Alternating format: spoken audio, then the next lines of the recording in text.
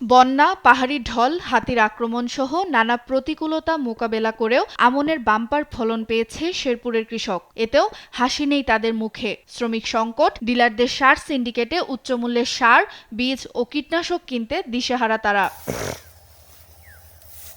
কৃষকদের দাবি, মন প্রতি উৎপাদন খরচ হাজারের উপরে থাকলেও 1100 থেকে 1200 টাকায় বিক্রি করতে হচ্ছে ধান।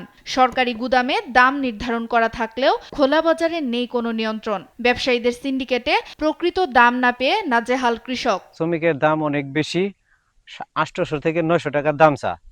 হ্যাঁ, ধানের বাজারও কম, আমাদের পোষায় না। আমার খরচ হয়ে গেছে অতিরিক্ত।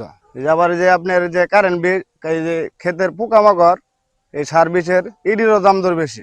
সার টাকা দিয়েও পেতেছি না, সারের খুব ক্রাইসিস। এর পরবর্তী আবার ফসল করা আঙ্গুর কোনো লাভ হইতেছে না। অন্যদিকে অধিকাংশ কৃষকই সরকারিভাবে উচ্চ মূল্যের ধান কেনার বিষয়ে জানেন না। আবার যাদের নামে ধান কেনা হচ্ছে সেগুলোও পৃষ্ঠ হচ্ছে সিন্ডিকেটের জাতাকলে।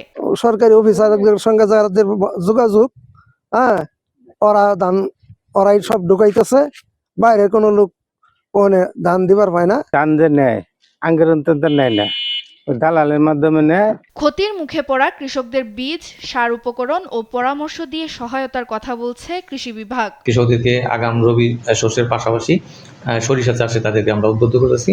আমরা এই বিষয়ে কৃষকদেরকে সার্বিকভাবে সহযোগিতা করা হচ্ছে। এবার জেলায় 34 টাকা কেজিতে সরকারিভাবে কৃষকদের থেকে 852 মেট্রিক টন আমন ধান সংগ্রহ করা হবে। খোলা বাজারে দাম নির্ধারণ সহ সরকারি গুদাম সিন্ডিকেট মুক্ত হবে, এমন প্রত্যাশা স্থানীয়দের। সুপ্রিয়া তৃষা, নিউজ ডেস্ক, দেশ টিভি।